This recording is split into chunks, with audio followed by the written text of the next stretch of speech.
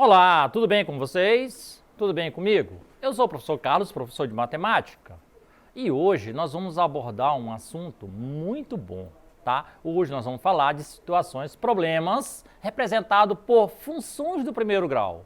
Então, quando a gente fala isso, as pessoas pensam logo que função é uma coisa difícil, mas não, pessoal. Função é lembrar que nós estamos trabalhando com equação.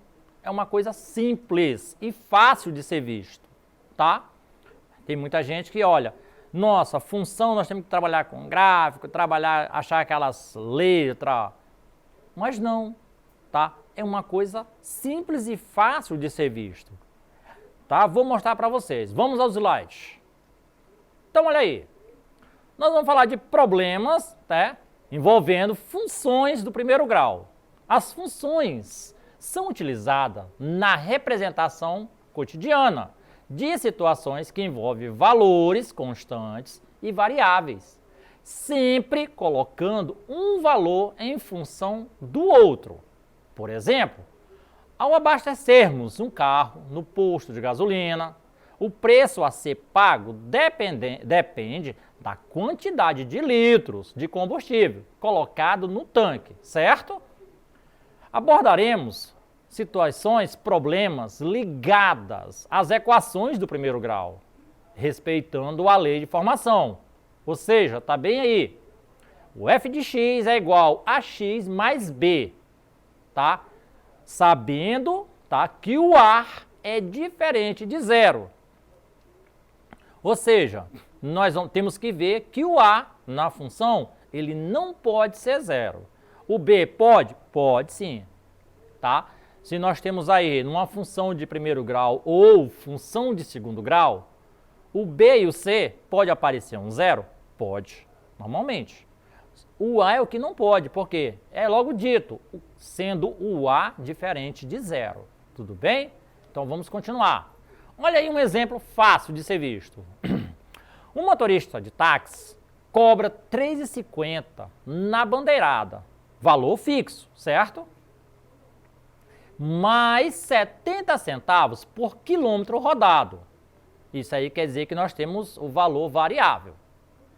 Determine o valor a ser pago por uma corrida relativa a um percurso de 18 quilômetros. Então, nesse caso, quando a gente vê, nós estamos falando, primeiro, da bandeirada, aquele valor fixo, né? Ele vai cobrar R$ 3,50.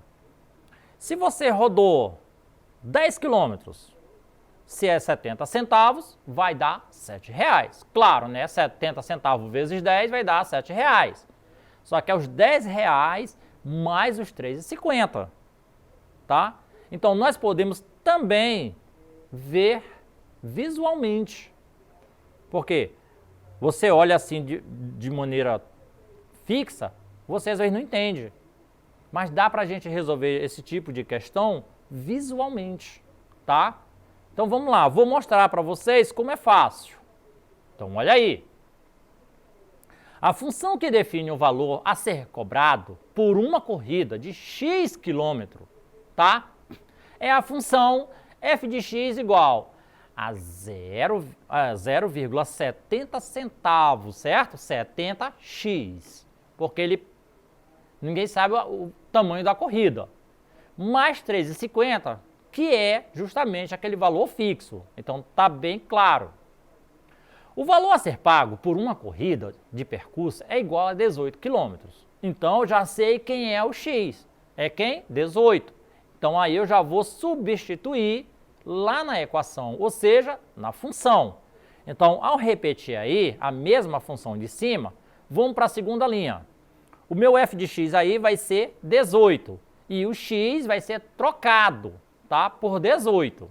Então, tem um 0,70. Esse asterisco aí quer dizer um sinal de multiplicação, tá? Então, 0,70 vezes 18 mais 3,50. Então, nós temos aí 18 vezes 0,70 é igual a 12,60. Aí eu vou e somo R$ 12,60 mais 3,50. Ou seja, eu tenho um valor de R$ 16,10. Então, já sei que a minha função está aí. o meu F18, tá? É igual a 16,10. Então, o preço a pagar nessa corrida, tá? Com o percurso igual a 18 km, ele vai ser correspondente a R$ 16,10. Então, quando a gente vê isso aqui no nosso cotidiano, no dia a dia que a gente pega um Uber, pega aí um táxi, um mototáxi, um ônibus, esse tipo de função, pessoal, é o nosso cotidiano, tá? Então a gente pensa que é só para a sala de aula. Não. A gente pode verificar e mostrar aonde se aplica essa função. Mesmo sendo na sala de aula, ela é vista no dia a dia, onde você aplica ela. Você está dentro dela. Você tem uma moto, tem um carro, vai de ônibus, do que você for. No momento que você abastece, no momento que você se desloca, ali tem uma taxa fixa e uma taxa, tá, de variação, que é o percurso. Tudo bem? Então vamos continuar. No exemplo 2. O preço de venda de um livro é de R$ 25,00 a unidade. Sabendo que o custo de cada livro corresponde a um valor fixo de R$ 4,00, mais R$ 6,00 por unidade, construa uma função capaz de determinar o lucro líquido, tá? Ou seja, o valor descontado das despesas na venda de X livros, ou seja, tem um valor de livros aí, tá? E o lucro obtido na venda de 500 livros. Então veja aí que é simples, tá? Olha aí, a gente pode ver que é bem fácil. A gente pensa que é difícil de ver, mas o nosso cotidiano dá para a gente simplificar isso aí de uma maneira bem rápida, visualmente. Nós podemos ver aí, ó, a venda, tá? É a função receita. Ou seja, meu R de X aí é 25 vezes X. Por quê? Observa lá que ele diz aí, ó, o preço de venda de um livro é de R$ 25,00 a unidade, não é isso? Nós vamos trabalhar o 25 e na venda o X livro. Então observe. A fabricação, função de custo, ou seja, 6x mais 4. E o lucro da receita, tá? É a receita menos o custo. Então aí nós vamos ter L de X. Esse L de X é o que a gente está querendo aí, o lucro. Então vai ser 25x menos 6x mais 4. Então aí a gente vai fazer um jogo de sinal para eliminar esse parênteses, ficando, tá? 25x menos 6x menos 4. 25 menos 6, 19. Então vai ficar 19x menos 4. Logo aí a gente vai saber, ó, que o lucro líquido será determinado pela função. O f de x que a gente fala está entrando como L, tá? Que então estamos trabalhando no lucro. Então o L de x é igual a 19x menos 4. Tá? O lucro na venda é de 500 livros. Então, o L de 500 aí é igual a 19 vezes 500 menos 4. Ou seja, 19 vezes 500 menos 4 vai dar igual a 9.496. Tá? Então, o lucro obtido aí na venda de 500 livros, nós vamos ter aí 9.496 reais, tá? Então, quando a gente vê uma situação dessa, a gente vê que ela não é difícil. Ela pode ser feita de maneira visual, tá? Eu botei ela bem detalhada nesse caso aí, eu estou botando ela detalhada que é para você perceber o porquê de cada momento dela. Mas que dava para a gente fazer ela visualmente? Dá, tá? Então não tem esse problema.